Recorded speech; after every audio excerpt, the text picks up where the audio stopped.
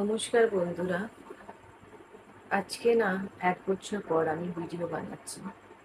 আমার মার 1 বছর হয়ে গেছে। আমার মা মারা গেছে।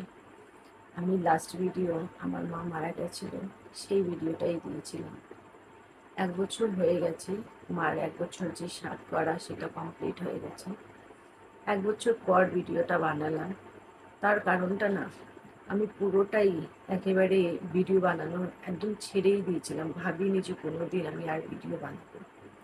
কিন্তু 1 বছর পর আমি ভিডিওতে দেখলাম, একটা ভিডিওতে মানে খুব ভালো ভিডিওটা, ওইটা মানে খুব ভালো ভিউ গেছে। মানে দেখে আমি ভাবছি যে 1 বছর থেকে আমি কোনো ওই মানে চ্যানেলে কোনো ভিডিওই দিইনি। মানে পুরোটাই বন্ধ, সব শেষ হয়ে গেছে বন্ধুরা। আর কি ভিডিও দেবে? যে আমার সবচেয়ে কাছের মানুষ, আমার মা, আমাকে ছেড়ে চলে গেছে। আমি পুরোটাই একা হয়ে গেছি। আর কি ভিডিও বানাবো, আর কি করবো? যাই হোক, মার 1 বছরের পুজো টুজো সব কিছু ভালো করে হলো। হওয়ার পর বড় মার কাছে গেছিলাম পুজো দিতে নৈহাটিতে। এই পুজোটার ভিডিওটা আমার কাছে আছে। আমি ভেবেছি তোমাদেরকে ওই ভিডিওটা দেব। মানে কি বলবো, মানে ওইখানে পুজো দিয়ে মানে শুধু আমি কেঁদেছি বন্ধুরা, বলতে গেলে শুধু কেঁদেছি ওই মাকে দেখে। 1 বছর ধরে ওই মন্দিরে আমি যাইনি পুজো দিতে। যখন থেকে মা মারা গেছে আমি যাইনি আসলে। মানে মেয়েরা তো 1 বছরের নিয়ম করে না আমাদের হিন্দু ধর্মে, কিন্তু আমার না মা যাওয়ার পর না, মানে পুরোটাই ইচ্ছাই শেষ হয়ে গেছিল। মানে কোনো পুজো দেওয়া করা সেটা ছিল না একদমই। মানে বাড়িতে এমনি পুজো দিতাম, কিন্তু কোনো মন্দিরে যাওয়ার খুব একটা ইচ্ছা ছিল না।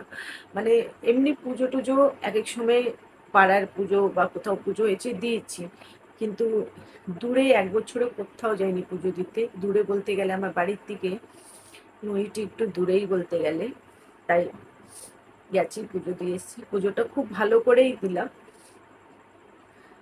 মানে ওই মাকে দেখে, বড় মাকে দেখে আমার মা শুধু আমার চোখে ভাসছিল। মানে দেখে আমি মনে ভাবছি যে মানে ওই মাকে, আমার নিজের মাকে তো আমি হারিয়ে দিয়েছি, কিন্তু ওই মাকে দেখে, বড় মাকে দেখে মনে হচ্ছে উনি না পুরো আমার দিকে তাকিয়ে রয়েছে।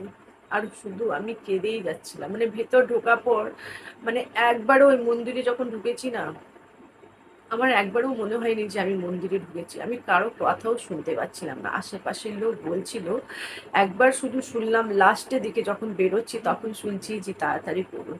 মানে আমি অনেকক্ষণ দাঁড়িয়েই আছি এক জায়গায়। মানে আর যেতেই চাইছি না। মানে মানে এমন, মানে ওইখানে দাঁড়ানোর পর আমার এমন লাগছে যে আর আমি বেরোতে মানে ইচ্ছাই করছে না যে বাইরে বেরোই বা যাই। শুধু দাঁড়িয়ে দাঁড়িয়ে কেঁদেই যাচ্ছিলাম নিজের মাকে হারানোর পর। মানে বড় মাকে দেখে এমন মনে হলো একবারের জন্য, এক সেকেন্ডের জন্য, যে ওই মাও আমাকে দেখছে, বড় মা আমাকে বেশ দেখছে এমন মনে হচ্ছিল। মানে কি যে বলবো, আমার তো মনে হচ্ছিল সবকিছু শেষ হয়ে গেছে, কিন্তু এই মায়ের কাছে পুজো দিয়ে আমি মনে হচ্ছে কিছু যেন একটা পেয়েছি। মানে ওই মাকে হারানোর পর মনে হচ্ছে আমি মা পেয়েছি। এই মা নাকি আমার কথা শুনবে বা শুনবে, এমন মনে হলো। আমি তখন তো কিছুই, মানে সেখান থেকে পুজো দিয়ে চলে এসেছি। আসার পর বাড়িতে মানে এতদিন থেকে আমি মানে ওই চ্যানেলটা আমি খুলেও দেখছিলাম না, কিছুই না। কিন্তু জানি না কি ইচ্ছা হলো একবার খুলে দেখছি। আপনারা যদি গিয়ে দেখেন আমার ভিডিওগুলো, একটা ভিডিওতে খুব সুন্দর ভিডিওটা গেছে। ওই রকম মনে হয় না আমার একটাও ভিডিও গেছে, এতই ভালো এটা ভিডিওটা।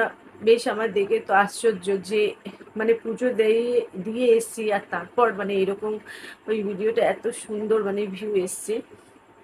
যাই হোক, তাই ইচ্ছা হলো যে ভিডিওটা বানাবো কি বানাবো না আমি একদমই বুঝতে পারছি না, একদমই না। আমি চাই বন্ধুরা, এতদিন পরে ভিডিওটা বানাচ্ছি, যদি আপনারা একটু যেন কমেন্টে এটা লেখো যে আমি ভিডিও বানাবো কি বানাবো না।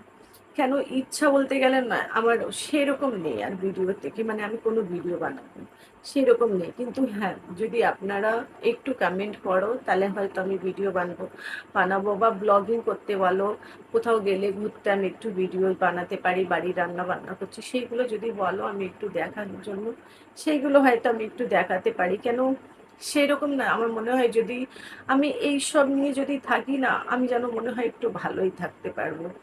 কেননা মানে ১ বছরে আমি মানে ইচ্ছাই করছিল না যে আমি কোনো ভিডিও বানাই বা কিছু করি। কিন্তু এখন একটু বলতে গেলে আমার মনে হচ্ছে এতদিন ধরে আমি কেন যাইনি বড় মার কাছে? কেন যাইনি? আমার এমন মনে হচ্ছে। গিয়ে আমি যে এত ভালো লেগেছে না বন্ধুরা, মানে সেটা আমি বলতে পারব না। হ্যাঁ, আমি এইটাই বলতে পারি যে তোমরা প্লিজ যদি কোনো বেশি বড় প্রবলেম এ থাকো, একবার যেন বড় মার কাছে যেও। আমার ভালো লেগেছে। মানে ১ বছরে অত ভালো লাগেনি সব জায়গায় গিয়েও। কিন্তু এই ঠাকুরের কাছে যাওয়ার পরও, বড় মা কালীমার কাছে যাওয়ার পর আমার মনে হয়েছে আমার ভীষণ ভালো লাগছে। এই ভালো লাগার জন্যই মানে এই ভিডিওটা বানাচ্ছি। মানে আমি বুঝতে পারছি না যে সত্যির ওই মার মনে হয় আশীর্বাদটা আমি পেয়েছি মন্দিরে গিয়ে। বন্ধুরা, মা তো আমার চলে গেছে, কিন্তু মনে হচ্ছে আমি একটা মাকে পেয়েছি। ওই মার যদি আশীর্বাদটা সারা জীবন আমার মাথায় যদি ওনার হাতটা থাকে, যেন আমি একটু এগোতে পারি। মানে এই দুঃখ, কষ্ট মানে একটু যেন আমি যদি ভুলতে পারি। জানি না, জীবনে না মা ছাড়া কেউ নেই গো, কেউ নেই। আমি এখন বুঝতে পেরেছি। আমার এত বড় পরিবার না, এত লোক, বলবো না তারা আমাকে ভালোবাসে না, ফোন করে মাঝে, মাঝে কথাও বলে। কিন্তু না ৩৬৫ দিন কথা বলে না ওরা। আমার মা বলতো সারাদিনের মধ্যে কম করে না, খুব কম যদি ফোন হয় একবার, নালে ২-৩ বার তো রোজ দিন কথা হতো। ২-৩ বার, সকালে হয়তো একবার, দুপুরে, রাত্তিরে ঘুমানো আগে একবার। ৩ বার কম করে বা ২ বার বা ১ বার। ১ বার তো হবেই হবে। সারাদিনের মধ্যে ১ বার তো অন্তত করতই। কিন্তু এইরকম না, আমার এত বড় পরিবার, বাপের বাড়ি হোক, শ্বশুর বাড়ি হোক, ৩৬৫ দিন কেউ ফোন করে না। করে ১ সপ্তাহ, ১ মাস, ১৫ দিন মধ্যে একবার করলো। জিজ্ঞেস করলো কেমন আছি না আছি। মা না মাই হয়। মার জায়গাটা না জীবনেও কেউ নিতে পারবে না। আমি এটা বুঝি। যাই হোক বন্ধুরা, মানে মার কাছে, বড় মার কাছে গিয়ে আমার ভালো লেগেছে, এর জন্য ভিডিওটা বানালাম। আর আমার মার ১ বছর হয়ে গেছে। তাই ওই বড় মার কাছে যাওয়ার পর আমার ইচ্ছাটা একটু জাস্ট আমার মনের মধ্যে এসছে ভিডিও বানানোর জন্য। যদি আপনাদের আমার ভিডিওটা ভালো লাগে প্লিজ কমেন্ট করে জানাবে যে আমি কি ভিডিও কন্টিনিউ বানাবো কি বানাবো না, প্লিজ কমেন্ট করবে।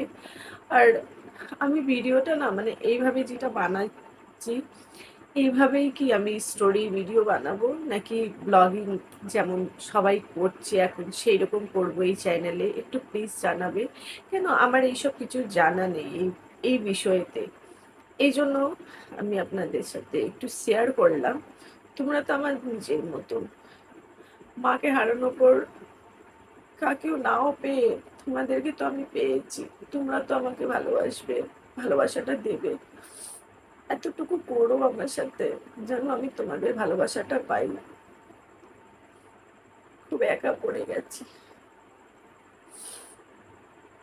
ঠিক আছে বন্ধুরা, মানে আর বেশি কিছু বলতে পারছি না। বাই।